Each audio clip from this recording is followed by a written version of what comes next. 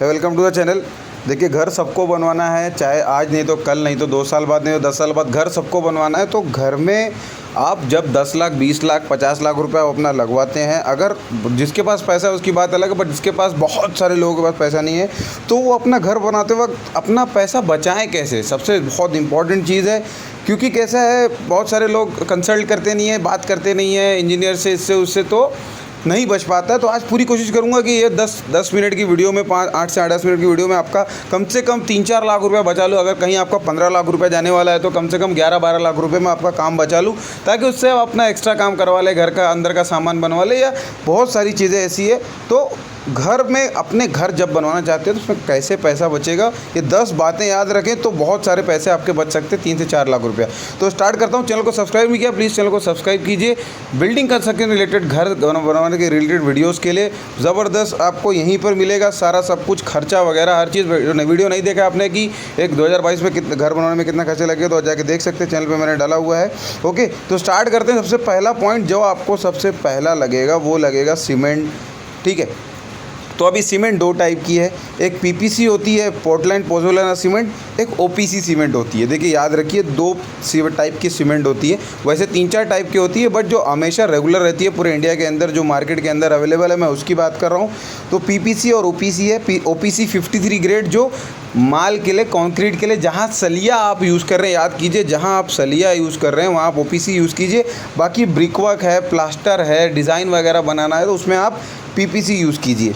ठीक है, तो आप जाके दुकान वाले को बोलेंगे कि पीपीसी सीमेंट चाहिए, वो आपको निकाल के देगा। पीपीसी सीमेंट वाला बिल्डिंग मटेरियल सप्लायर जो रहेगा वो पीपीसी सीमेंट देगा। पीपीसी और ओपीसी आप चाहे तो अगर मैं आपको रिकमेंड करूं या सजेस्ट करूं तो आप पूरे हर काम के लिए पीपीसी यूज़ कर सकते हैं, क्योंकि G+1 G+2 का स्ट्रक्चर है, कोई इशू नहीं आता है। ओपीसी तो आपको 53 ग्रेड यूज़ करना है अगर आपके पास थोड़ा सा पैसा है, बट अगर आप पूरा पीपीसी यूज़ करना चाहते हैं तो यूज़ कर लीजिए, कोई प्रॉब्लम नहीं है। बहुत अच्छा सीमेंट वो भी होता है, और ओपीसी से 20-30 रुपया सस्ता होता है। ये याद समझ में आ गया, पीपीसी सीमेंट यूज़ करना है, याद रखिए, पीपीसी सीमेंट। ठीक है, दूसरा जो होता है वो होता है आपका, इससे क्या होगा, आपका 20-30 हज़ार रुपये बच जाएगा, कम से कम 30 हज़ार रुपये। दूसरी चीज़ है वो AC block. AC block material, AC block जो आपका है, C4X ब्लॉक जिसको बोलते हैं, या जिसको लाइट वेट ब्लॉक बोलते हैं, जो हल्का रहता है, 2 फीट बाय 1 फीट का रहता है, 600 mm बाय 200 mm का रहता है, 4 इंच का, 6 इंच का, जैसा आपको चाहिए वैसा अवेलेबल है मार्केट के अंदर। आप जो ब्रिक यूज़ करते हैं, जो ईंट यूज़ करते हैं, तो ईंट और ब्लॉक में मटेरियल में ज़्यादा डिफरेंस नहीं है, बट जो लेबर कॉस्ट होती है वो बहुत ज़्यादा डिक्रीज़ हो जाती है। जैसे मान लीजिए कि आपका एक दिन में काम ब्लॉक से जो C4X ब्लॉक है उससे 150 स्क्वायर फीट करेगा एक मिस्त्री, और ब्रिक अगर ईंट लगाना है तो कम से कम 50, ज़्यादा से ज़्यादा 50 से 60-70 स्क्वायर फीट आपका मिस्त्री काम करेगा। तो इसमें क्या होता है, इसमें आपका लेबर का जो पैसा है, और काम फास्ट होता है, और लेबर चार्जेस ज़्यादा नहीं होते, लेबर चार्जेस में आपका पैसा बहुत सारा बच जाता है। ये दूसरी चीज़ हो गई। तीसरी चीज़ अगर ले लेते हैं तो जो आपका घर के अंदर की वॉल होती है, आउटर की मैं बात नहीं कर रहा हूँ, बाहर की बात, तो आप 9 इंच की वॉल लीजिए, 9 इंच की दीवार लीजिए, ताकि आपका लोड वगैरह आए और बाहर से जो भी प्रेशर वगैरह रहे, तो उससे आपको पैसा, वहाँ पे आपको 9 इंच का बनाना ही पड़ेगा। लेकिन अंदर की जो दीवार है वो 4 इंच आप ले लीजिए, कोई प्रॉब्लम नहीं है, ताकि आपका जो ईंट रहे वो ईंट बचे, लेबर का चार्जेस बचे, मटेरियल का जितना भी चार्जेस सब बचे। तो अंदर की वॉल आप 4 इंच की ले सकते हैं, कोई प्रॉब्लम नहीं है। ये तीसरी चीज़ हो गई। चौथी चीज़ मैं बात करूँ अगर, तो आप कभी भी अपना काम जब देना तो विथ मटेरियल मत दें कि आपका 1000 में काम करके दे दूंगा, विथ मटेरियल 800 में करके दे दूंगा। एक तो वो मटेरियल प्रॉपर यूज़ नहीं करेगा, मटेरियल के अंदर पैसा बचाएगा, बाद में लेबर के अंदर भी कैसा भी बना के चला जाएगा। ओके, तो आप कभी भी काम, अगर आपके पास टाइम है तो आप अगर कर सकते हैं तो 2-4 मिस्त्री पकड़ के काम करवा लीजिए, लेबर कॉन्ट्रैक्ट भी मत दीजिए। अगर आपके पास इतना टाइम है, थोड़ा सा नॉलेज, यूट्यूब है, आज गूगल है, सब कुछ है, वहाँ से ले लीजिए और अपना काम खुद बैठ के कराइए। खाली लेबर से तो भी पैसा बचेगा, लेबर कॉन्ट्रैक्ट देंगे तो भी पैसा बच जाएगा, लेकिन विथ मटेरियल कॉन्ट्रैक्ट नहीं देना है, ये याद रखिए काम। ठीक है, 5वीं चीज़ जो है, और लेबर कॉन्ट्रैक्ट देते टाइम थोड़ा सा रेट का मशवरा ले लेना है कि वहाँ क्या रेट चल रहा है, यहाँ क्या रेट चल रहा है।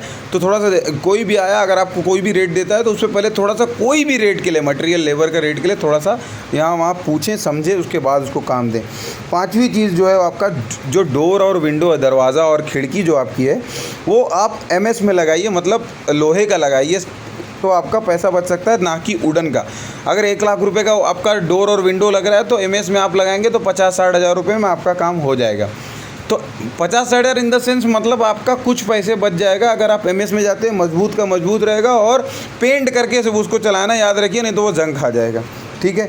छठी चीज़ मैं आपको बता दूँ कि फ्लोरिंग, जो आपकी नीचे की फ्लोरिंग है वो आप टाइल से करवाइए, ना कि मार्बल से, क्योंकि मार्बल का कॉस्ट बहुत ज़्यादा है। उससे भी सस्ता अगर मैं बता दूं तो पीवीसी कारपेट आता है मार्केट के अंदर, कि आप स्लैब सीधा करवा दिए, प्लास्टर करवा दिए, या स्लैब मारे हुए स्लैब के ऊपर आप सीधा पीवीसी कारपेट एकदम टाइल्स के शेप का आता है, एकदम ज़बरदस्त लगता है, शेप भी उसका अच्छा, लुक में अच्छा लगता है, बहुत अच्छा लगता है। तो वो कुछ मार्केट में मिलता है बहुत सस्ता, और उससे आपका फ्लोरिंग सीधा उसके ऊपर स्लैब के ऊपर ही आप सीधा उसका फ्लोरिंग कर सकते हैं, आपका बहुत सारा पैसा बच जाएगा। पीवीसी पैनल याद रखिए, पीवीसी कारपेट, ये छठी चीज़ हो गई। सातवीं चीज़ अगर मैं बात कर लूँ तो स्टील के बारे में अगर बात कर लूँ, सीमेंट के बारे में तो बात हो गई। स्टील अब बड़ी कंपनी का ना लीजिए, जैसे टाटा है, जेएसडब्ल्यू है, ये सब का बड़ी कंपनी है। ये लोग क्या करते हैं, फ्रेश स्टील फ्रेश यूज़ करके आपका जो स्टील है वो बनाते हैं। बट थोड़ी और सारी कंपनीज़ है, जिंदाल है, कामधेनु है, फिर उसके बाद और भी कंपनीज़ हैं बहुत सारी, जो स्क्रैप से यूज़ करके स्टील बनाती है, तो उसका रेट थोड़ा सस्ता रहता है। तो मार्केट जो आपके मार्केट में है, जो आपके अगल बगल में मार्केट है, वहाँ जाके आप पूछिए तो ये कंपनीज़ का स्टील अगर मिलता है तो आप उठा लीजिए और इसको ही ख़रीदिए, ताकि आपको स्टील में भी पैसा थोड़ा बचे। अभी आठवीं चीज़ अगर मैं बता दूँ, जो प्लास्टर होता है आपका अंदर का, वो जहाँ पे आपका पानी आने का चांसेस नहीं है, याद रखिए, जहाँ पानी नहीं आएगा वहाँ आप जिप्सम प्लास्टर कर दीजिए, आपका बहुत सारा पैसा बच जाएगा। एक बैग जिप्सम का 200 रुपये का आता है, और एक बैग में 20 स्क्वायर फीट काम होता है। एक आदमी एक दिन में, एक मिस्त्री कम से कम 300 स्क्वायर फीट काम निकाल के देगा आपको, जिप्सम का जो मिस्त्री रहेगा। तो आपका फास्ट वे में काम भी हो जाएगा। 12 mm का प्लास्टर आपको आता है, उसके अंदर मैक्स टू मैक्स 12 mm का, नहीं तो जिप्सम फट जाएगा, वो भी याद रखिए, क्रैक हो जाएगा। ठीक है। तो जिप्सम प्लास्टर करिए, जहाँ पानी नहीं आता, आपका बहुत सारा पैसा बच जाएगा। ठीक है। उसके बाद अगर मैं 9वीं चीज़ की बात करूँ, कि जो मटेरियल आप ख़रीद रहे हैं वो नज़दीक से ख़रीदिए। जैसे आपका यहाँ पर घर है तो आप उसके आजू बाजू मार्केट में ही खरीदिए, जो अच्छा रेट देता है। हर 2-3 सप्लायर, जो भी सप्लायर है सबके पास जाइए, जो अच्छा रेट देता है उससे ही माल लीजिए, ताकि दूर से अगर हम माल लेंगे तो ट्रांसपोर्ट कॉस्ट आपका बढ़ जाएगा और आपका मटेरियल महंगा हो जाएगा। जो 10वीं चीज़ है, जो बहुत ज़बरदस्त चीज़ है और वो आपको करना ही चाहिए, कि जब भी आप अपना घर बनवाने का सोचें तो एक सिविल इंजीनियर अपॉइंट करिए, एक इंजीनियर अपॉइंट कीजिए, उससे प्लान बनवाइए। प्लान बनाने के साथ साथ उससे कॉस्टिंग भी ले लीजिए। थोड़ा सा पैसा जाएगा आपका 3-4-5 हज़ार रुपये, लेकिन आपका अगर 15 लाख का बजट है तो 15 लाख के अंदर वो इंजीनियर आपको बैठा के देगा कि आपको कौन सा मटेरियल यूज़ करेंगे तो इतना पैसे का लगेगा, और 15 लाख रुपए में आपका पूरा घर समझ में आ जाएगा घर बनने से पहले, कि आपका 15 लाख रुपए में कौन सा मटेरियल लगेगा, कौन सा कितना माल लगेगा, कितना क्या क्या लगेगा, आपको इंजीनियर सब कुछ समझा देगा। और प्लान के अकॉर्डिंग आपका जितना जगह है वो ऑक्युपाई करके देगा, उतना आपका यूज़ करके देगा। छोटी सी जगह में अच्छा घर बनवा के देगा, चाहे आपका छोटी जगह है बड़ी जगह है। तो आप इंजीनियर ज़रूर हायर कीजिए, उसको समझिए। खुद से नहीं बनानी, खुद से अगर आप बनाएंगे तो बहुत सारी मिस्टेक्स हो सकती हैं, बहुत सारी मिस्टेक हो सकती है, इसीलिए इंजीनियर अपॉइंट कीजिए, उससे प्लान बनाइए, कॉस्टिंग निकलवाइए, आपका बजट बनाइए, और उसके बाद घर बनवाना चालू कीजिए। ये 10 बातें मेरी याद रखें, बहुत सारा पैसा आपका बच सकता है। Thank you for watching the videos. इसी तरीके की बिल्डिंग कंस्ट्रक्शन रिलेटेड, घर बनाने के रिलेटेड वीडियो